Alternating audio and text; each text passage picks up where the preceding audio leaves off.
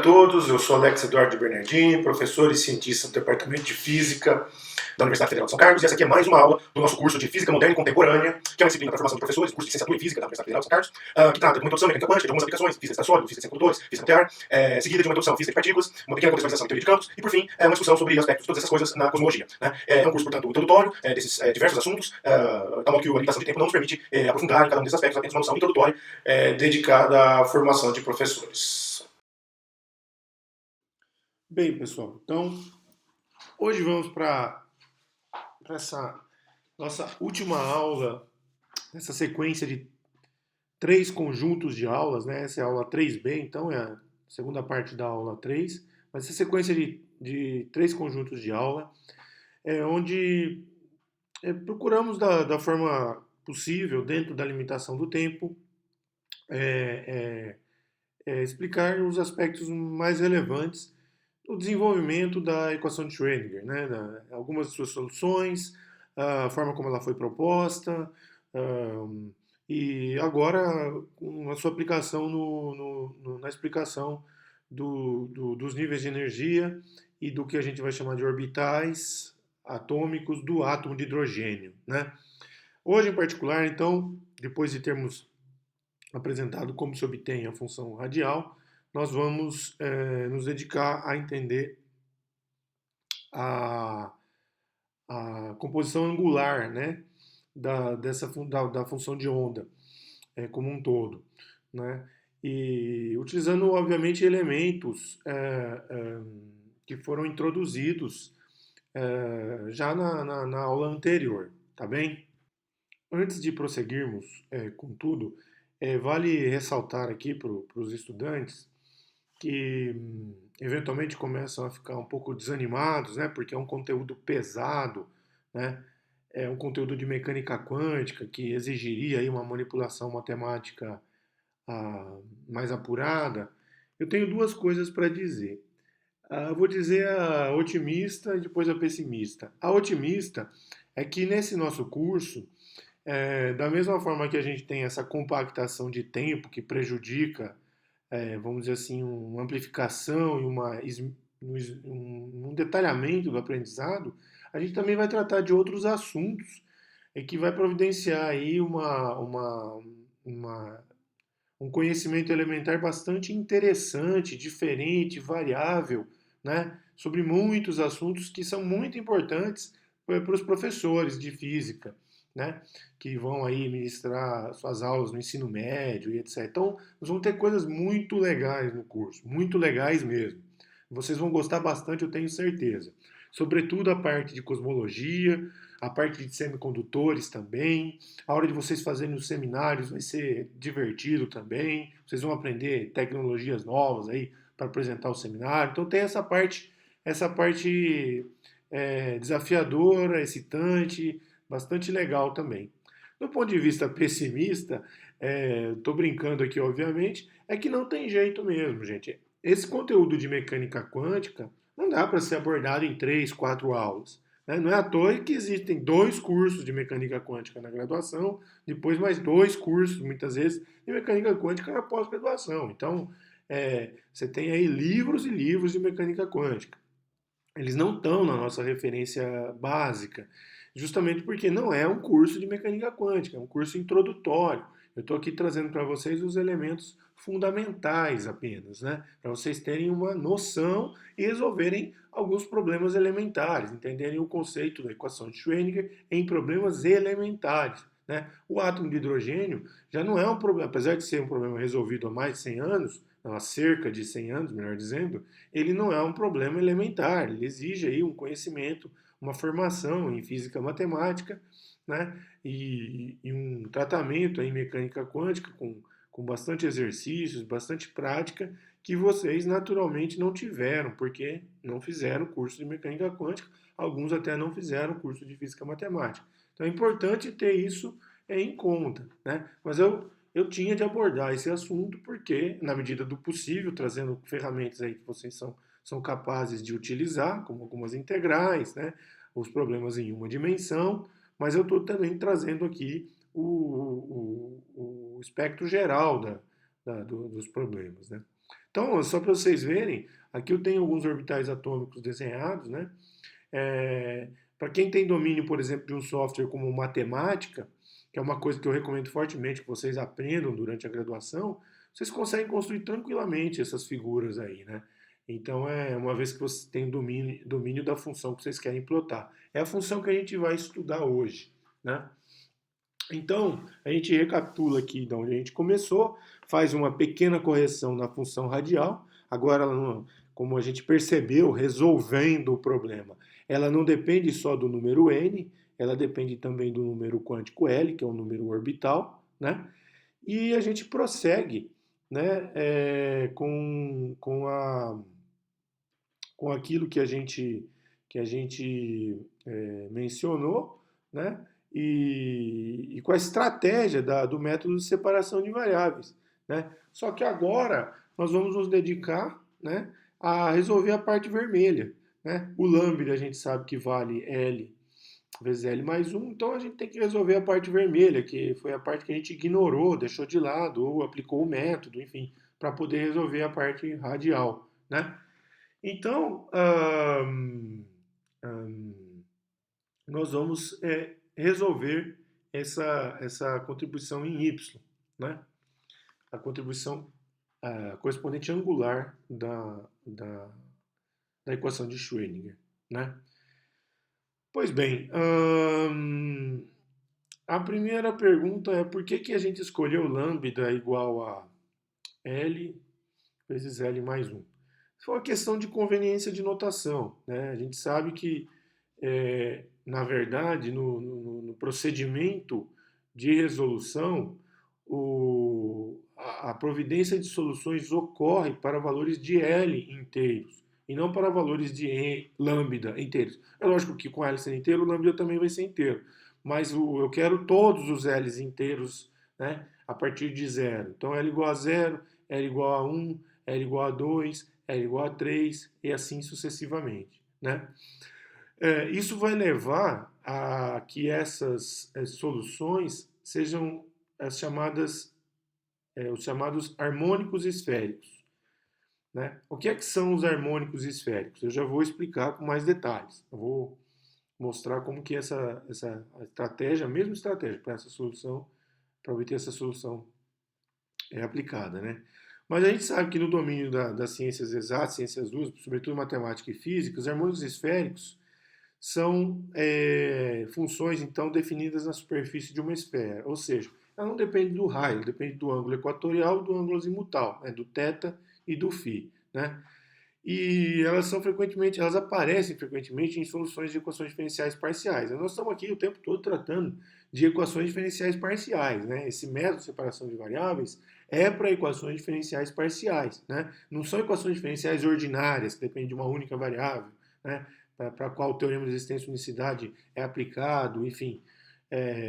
São conjuntos de equações para os quais as estratégias de resolução são menos lineares, são menos hum, é, protocoladas, né?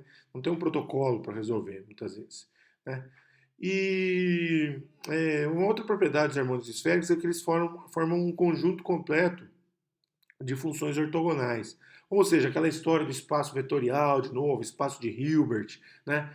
Elas formam uma base ortonormal, de tal modo que então todas as funções dependentes de θ e φ, todas elas podem ser descritas em termos de harmônicos esféricos. Eu já vou mostrar isso também, ou pelo menos recuperar essa informação. Tá? Então elas formam uma base incompleta. Tudo que depender de θ e φ pode ser descrito em termos dos harmônicos esféricos. Isso é muito bom. Né? Isso é muito importante. Assim como os polinômios de Laguerre, lá das funções radiais. Né? Os polinômios de Laguerre também são polinômios ortogonais. Né? Então eles funcionam como uma base de vetores ortonormais, na verdade. Né? Então é possível toda a função radial ser descrita em termos de polinômios de Laguerre, lá daquelas funções radiais, na verdade, do átomo de hidrogênio. Né? Então,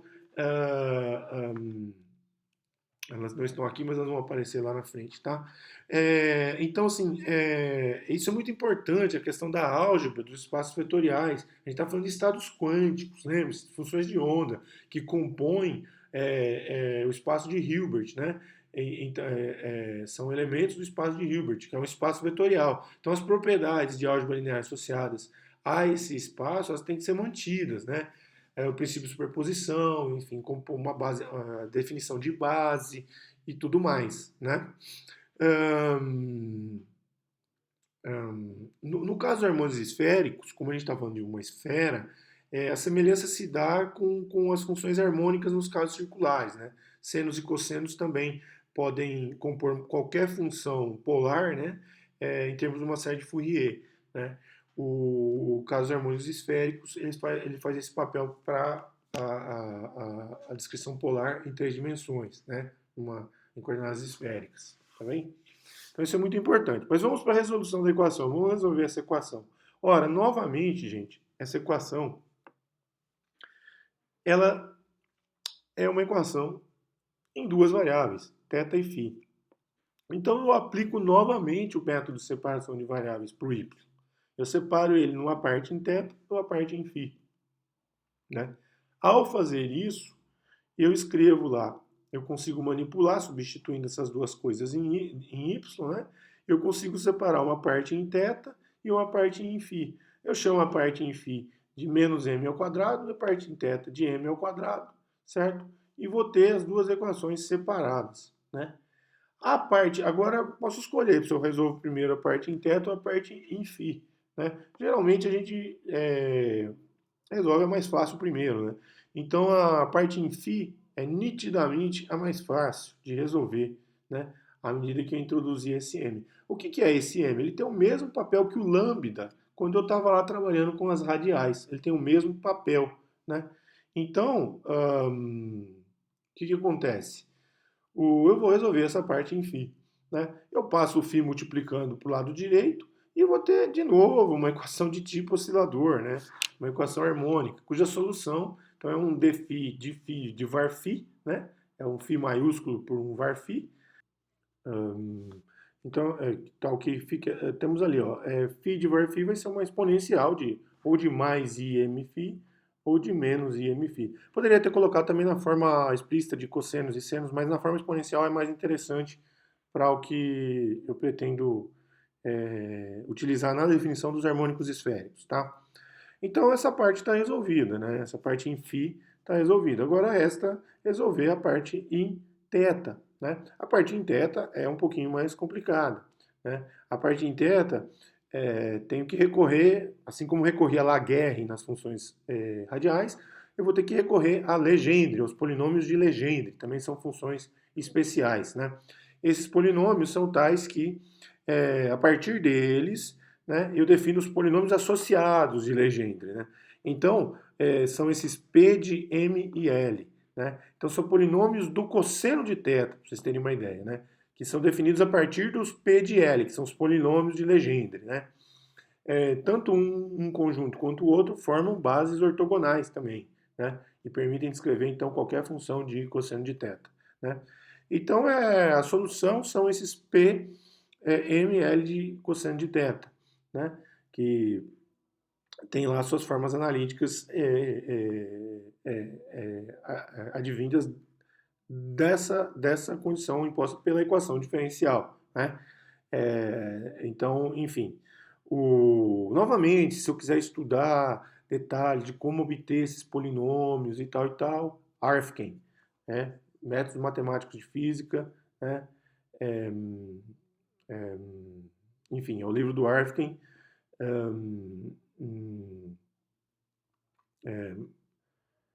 Na verdade, em inglês o título é Mathematical Methods for Theoretical Physics, se eu não me engano, é algo como isso daí. É um livrão, parece até o livro do Iceberg, um livrão azul, né, de capa azul, com umas 800 páginas, enfim, muito. Lá é um livro bastante com muitos exercícios, né? Ele começa desde de conceitos elementares, como de descrição de operadores no espaço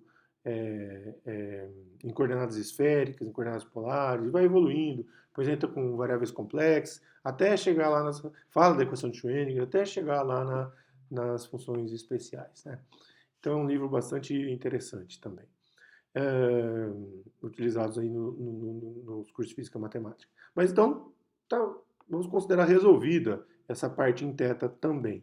Aí eu substituo ali para compor os harmônicos esféricos com a constante de normalização, ou seja, que vai depender de todos esses fatores aí e tal. Tem que levar em conta as propriedades de integração dos polinômios de Legendre, enfim, as propriedades de integração da exponencial em φ, né? Na verdade, essa daí é fácil, porque quando eu tomo o módulo dela ao quadrado dá 1, né?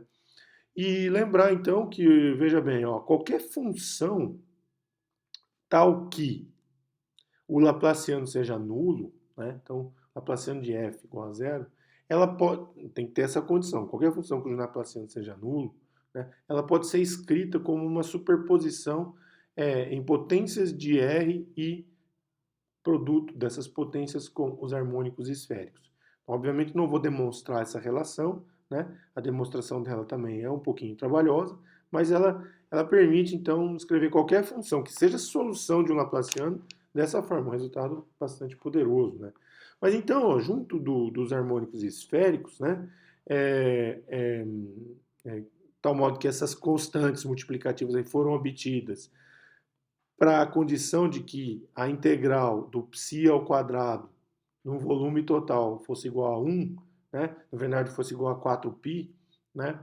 Como a gente pressupôs lá no início da nossa dedução da parte radial, né? Então essas constantes aparecem em decorrência dessa condição aí. A ilustração desses objetos, né, são funções, portanto, no espaço tridimensional em θ e φ, né? Então são funções em θ e φ.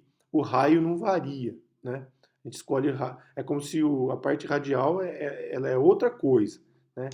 Então essas funções são mais ou menos ilustradas aqui para diferentes valores de L, né? L igual a 0, L igual a 1, 2, 3, 4, 5, 6 e para diferentes valores de m, né? O m sempre variando de menos L a L, né? Então, olha só que beleza da natureza. E aí, o que acontece? Que aqui corresponde essa distribuição angular. Corresponde à distribuição de probabilidade. Aqui, na verdade, ainda não é distribuição de probabilidade. A distribuição de probabilidade eu teria de tomar o quadrado desses objetos aqui, tá? Aqui é pura e simplesmente a função de onda mesmo, né? Então, no caso, são os próprios harmônicos esféricos mesmo. Mas se eu tomar o quadrado dessas figurinhas aí, eu vou ter a distribuição de probabilidade e dividir por não precisa nem dividir por 4π. É só tomar o quadrado delas mesmo. Eu vou ter a distribuição de probabilidade dos elétrons serem encontrados em regiões angulares, né? Então eles não estão assim em camadinhas esféricas sempre. O estado fundamental, sim, ó, é igualmente provável encontrar o elétron em qualquer um ponto da camada esférica, né? Mas os outros não, eles têm essas formas esdrúxulas aí, né? Então os elétrons vão ser encontrados com probabilidade de ser encontrados nessas distribuições angulares. Então isso cria todo uma caracterização diferente dos átomos, né? Do que se imaginava com o modelo de Bohr, né? Uma caracterização bem diferente. Então, a solução geral da equação de Schrödinger ela vai ser dada em termos desses objetos que a gente obteve, né? Ou seja, em função da contribuição radial e da contribuição dos harmônicos esféricos, né? Então, veja bem, está resolvido o átomo de hidrogênio, né? Está resolvido? Não está resolvido ainda, vocês vão ver por quê. Está resolvido a estrutura fundamental do átomo de hidrogênio, mas tem mais coisas, nós vamos ver ainda, né? Mas pelo menos esse primeiro passo foi dado, né? A estrutura angular depende dos polinômios associados de Legendre, a estrutura radial depende dos polinômios de Laguerre, né? E então aquela história dos orbitais, como eu estava falando para vocês, né? A função de onda completa é expressa dessa forma, né? E o que acontece? O, o, aqui está em função de ρ, mas é função de R, né? Esse é um problema da ilustração que eu peguei. E os orbitais vão ter essa característica, né? Então vocês vejam que sempre que eu tiver momento angular, número angular orbital, né? É, número quântico orbital, que é o L, igual a zero, eu tenho a simetria esférica. Né? Pode ver lá em cima o 200, o, o 300, depois aqui embaixo o 400, né? Então eles têm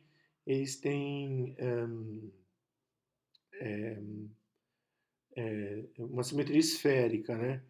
Agora, notem que e a intensidade, esse gráfico está dando a distribuição de probabilidade mesmo, né?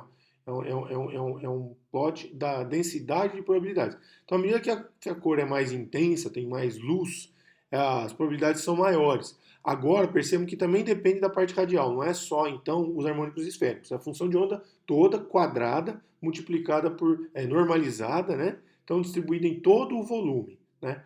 Então, à medida que a- o raio aumenta ou diminui, né? Agora tem a dependência do raio também. Então eu vou ter aqui intensidades maiores ou menores de iluminação que correspondem a valores maiores ou menores da distribuição de probabilidade. Então esses valores mais claros, mais intensos de luz, é onde o elétron é mais provável de ser encontrado. Né? E aonde ela é mais escuro, tendendo à escuridão, é onde o elétron não vai ser encontrado, né?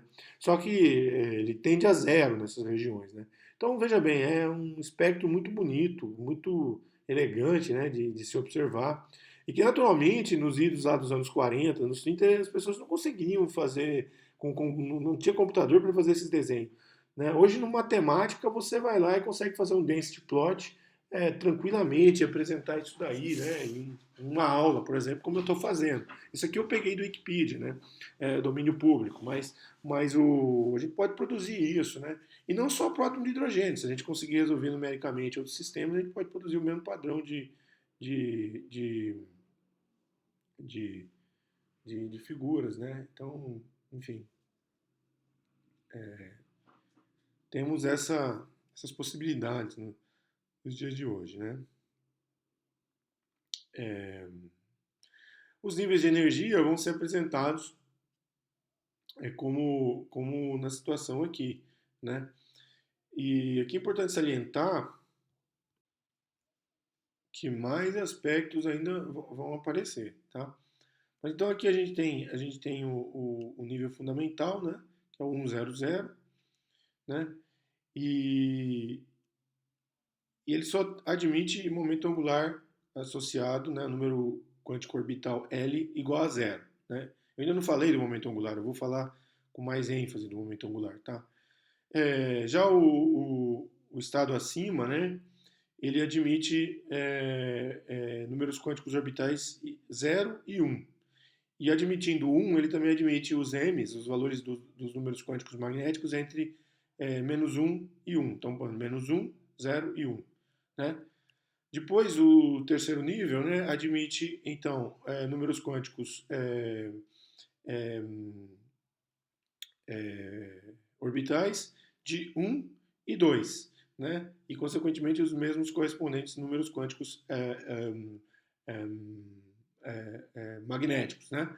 De tal modo a compor, então, todas as, as, as possibilidades.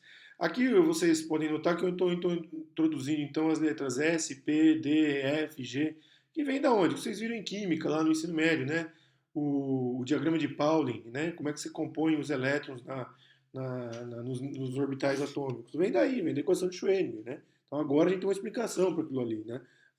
A equação de Schrödinger providencia exatamente a forma como é que você vai montando elétrons, só que a equação de Schrödinger, ela funciona assim, você consegue descrever os orbitais se você estiver estudando só um elétron, você não pode pôr 2, 3, 4, 5, 6, 7 de uma vez, porque daí tem problema de interação entre elétrons, a coisa fica muito complexa. Então é como se fosse um elétron, né, e colocando ele no orbital que eu quero. Né? Logicamente, quando você mistura os elétrons e coloca vários elétrons, a coisa é mais complicada. A equação de Schrödinger, do jeito que a gente resolveu ela, não dá conta. A gente tem que resolver ela levando em conta esses outros aspectos. E aí muda a função de onda, aí não dá para resolver analiticamente. Tá? Então isso é muito importante saber também, ok?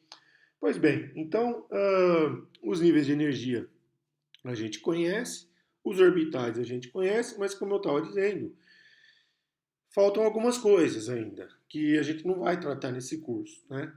A gente vai tratar, falar um pouquinho mais do momento angular, mas para entender melhor os orbitais, falta a estrutura fina, que é devido ao acoplamento de momento angular com spin, né? A gente nem falou do spin ainda, esse é o tema da aula número 4, né? E também falta a estrutura hiperfina, que é do acoplamento spin-spin, spin do elétron com spin do próton, tá? E a gente não vai tocar nesse assunto nesse nosso curso, né? Isso aí é tema lá para o curso da mecânica quântica. Mas vamos falar do momento angular, né? Para falar do momento angular, vamos recuperar algumas coisas das aulas anteriores, né? Vamos recapitular primeiro que em uma dimensão, um momento px é equivalente, tem uma expressão na forma de um operador diferencial, que é o IH cortado ddx, né? E que também tem o seu equivalente na, na forma diferencial, né?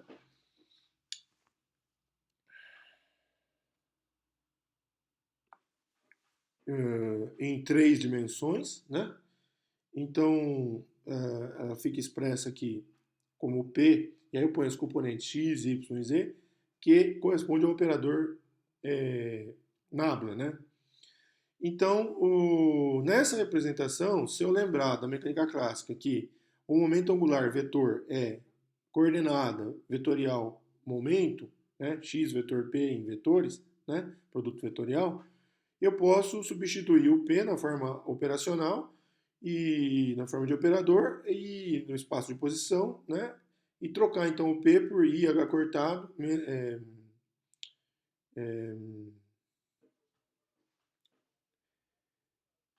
operador nabla, né? Então eu fico com menos IH cortado, desculpa, por menos IH cortado, operador nabla. Então eu fico com menos IH cortado, vetor x, vetor nabla, ok?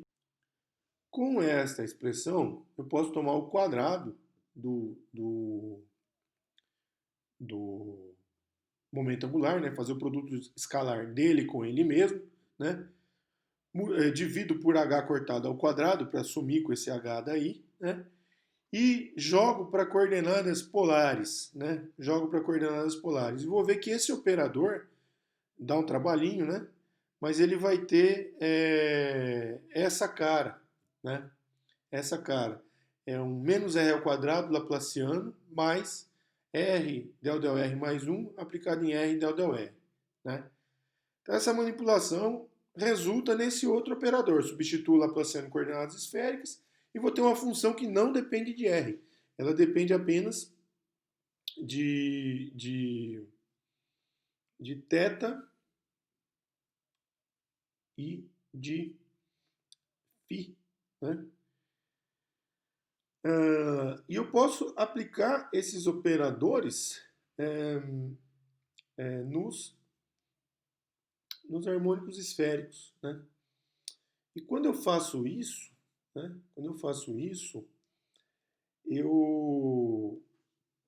O que vai acontecer? Olha?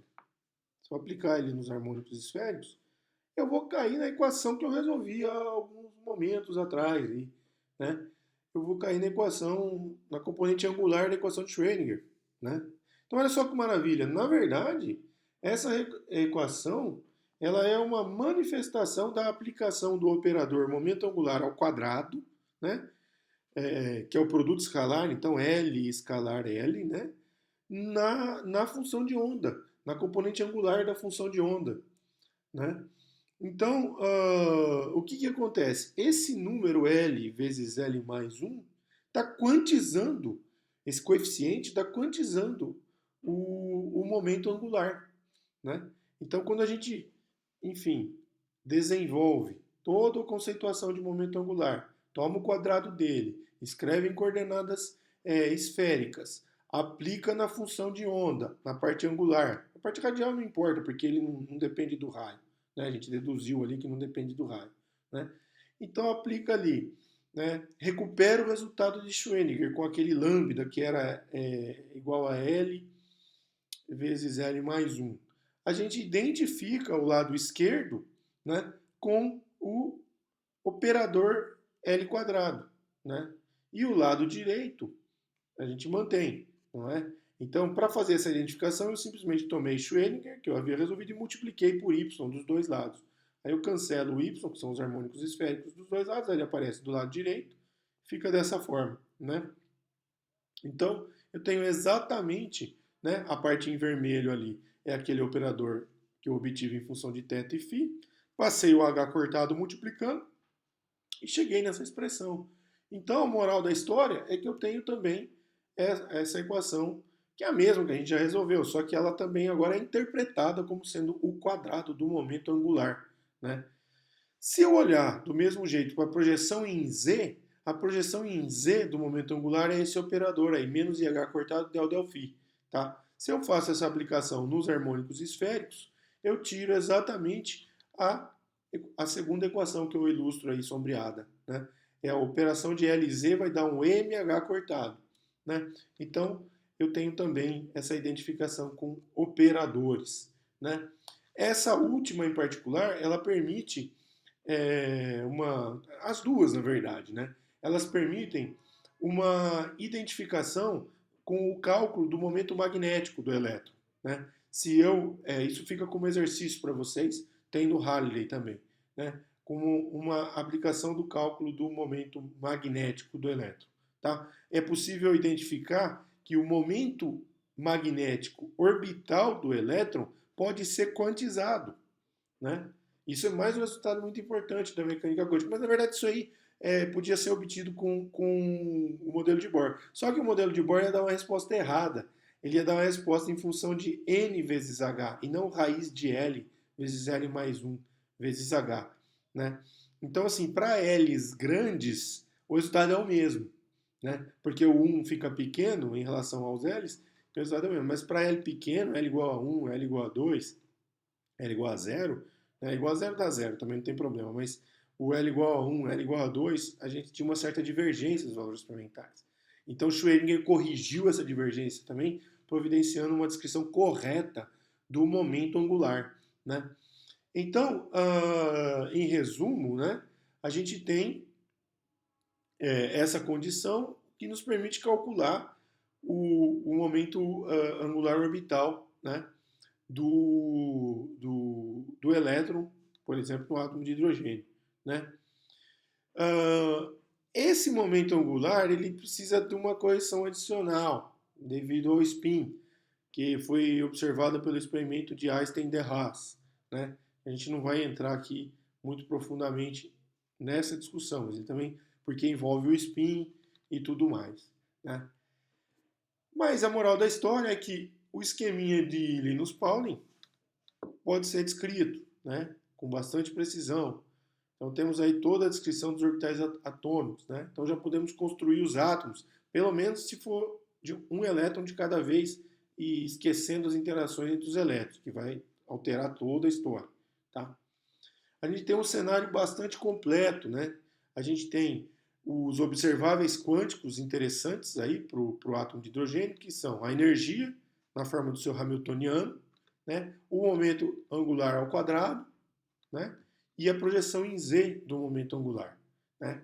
Então, todas elas correspondem às equações desacopladas de Schrödinger, pelo método de separação de variáveis, né? E elas permitem definir, então, um conjunto, né, chamado conjunto completo de observáveis comutáveis.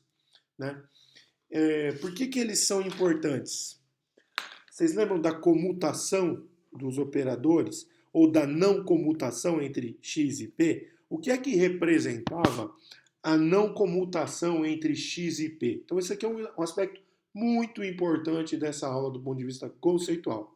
A não comutação entre x e p, como nós estávamos lá em Schrödinger em uma dimensão, na aula 1 ainda, né, no conjunto de aulas 1, a não comutação representava o seguinte, é que se eu media x, eu destruía as informações em P. Se eu media P, eu destruía as informações em X.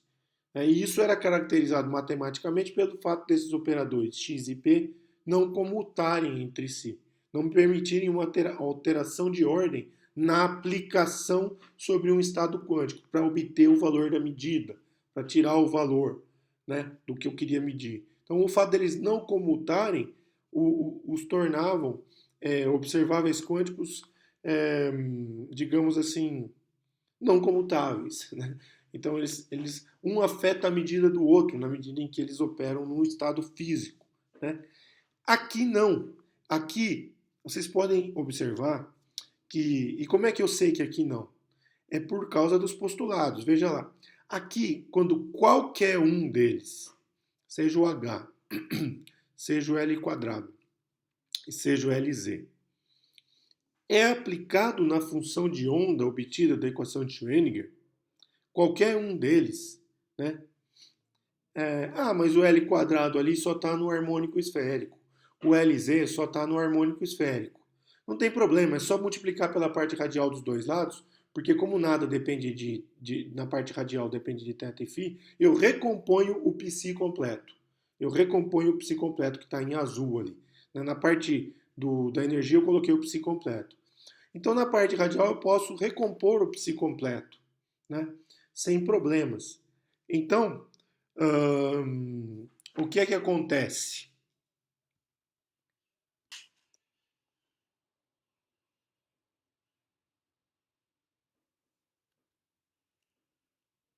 O que é que acontece? Né?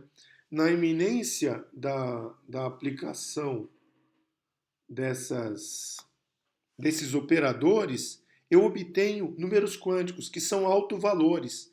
Então, esses estados descritos pelas funções de onda são autoestados ou autovetores desses operadores. Né? Então, nessas circunstâncias, quando eu aplico um operador e obtenho um autoestado, né, o meu estado não foi alterado, ele permanece o mesmo. Vocês podem ver, está do lado esquerdo e do lado direito é o mesmo estado. Então ele não é alterado, o estado quântico não é alterado.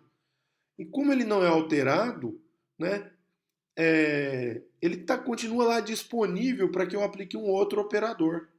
Né? Então, pelo fato dos estados quânticos serem todos autoestados desses operadores, é natural que eles comutem, não importa a ordem em que eu aplique os operadores. Né?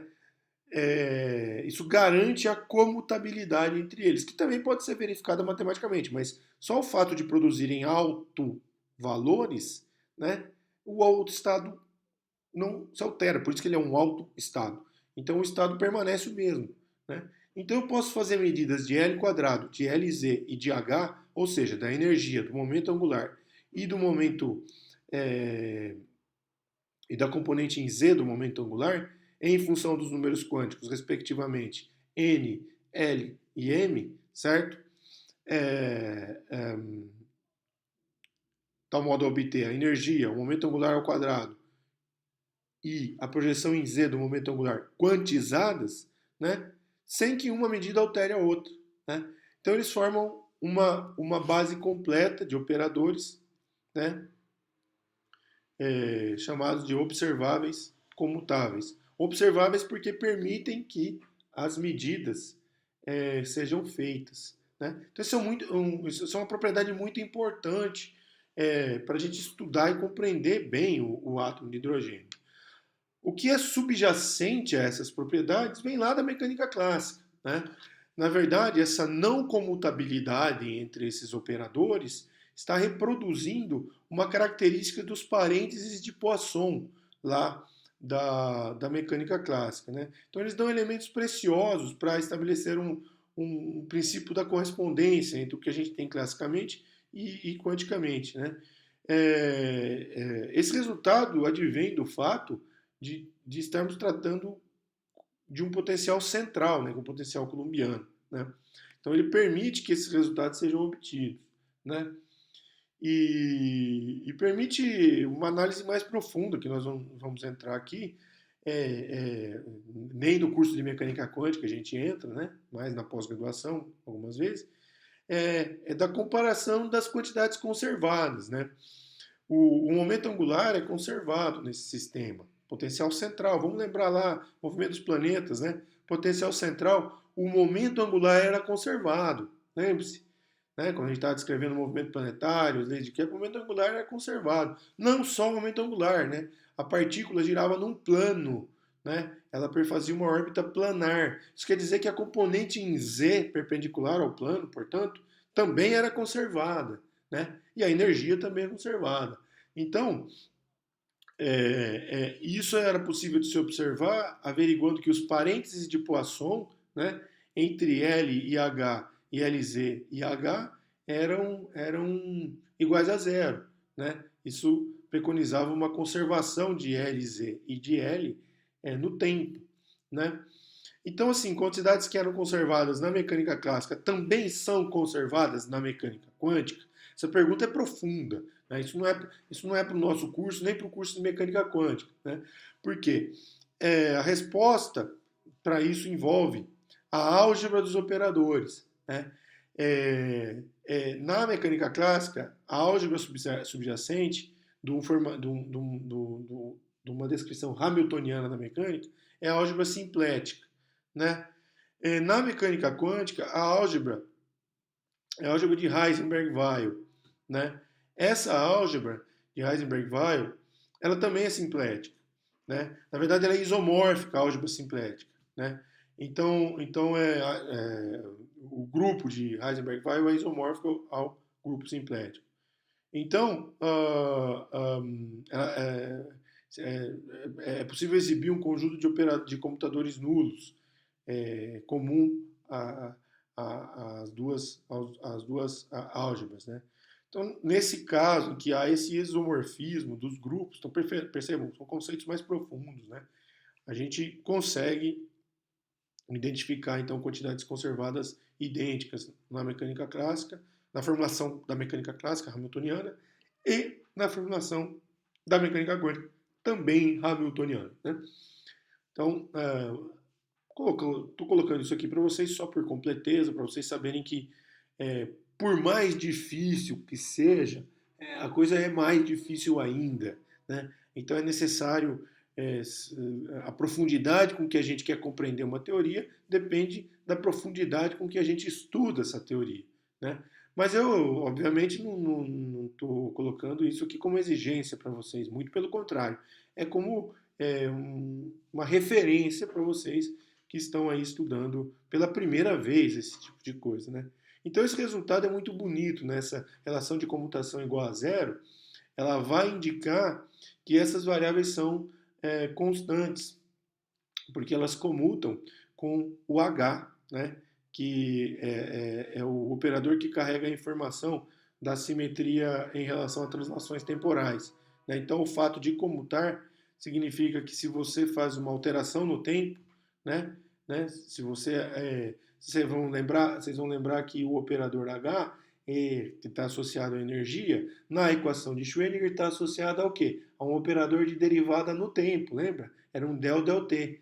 Então, você permitir a comutação com H, né, indica que você está aplicando esse tipo de operação derivada no tempo na função de onda e ela não está afetando esses operadores, né,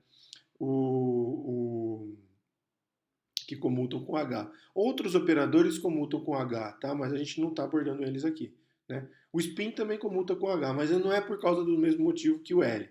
É porque o spin faz parte de outro espaço vetorial. Né? Então, qualquer coisa que faça parte de outro espaço vetorial, que não pertença ao qual determinados operadores não pertencem, eles comutam tranquilamente com esses operadores.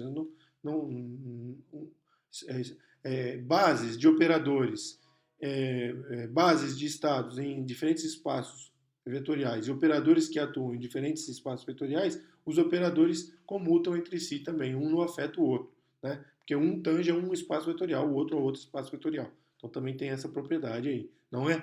Então são muitas coisas, são muitas informações, eu estou colocando elas aqui aos montes, né?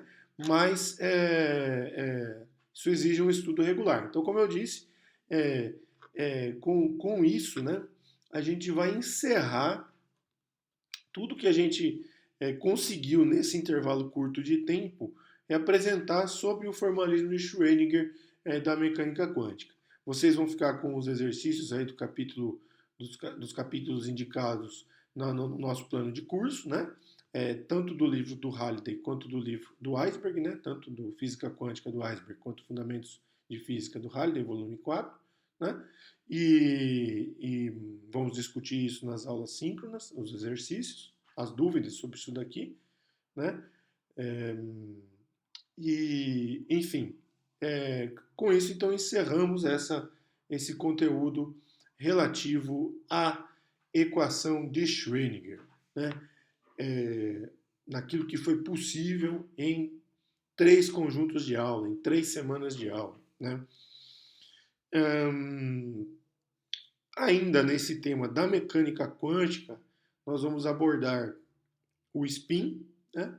Vamos falar um pouquinho do spin, as propriedades do spin, que pertence a um outro espaço vetorial, não é espaço vetorial das variáveis contínuas r, θ e φ, né? Então é um outro espaço vetorial, vamos falar do spin, e vamos falar de aplicações desses resultados em átomos, né?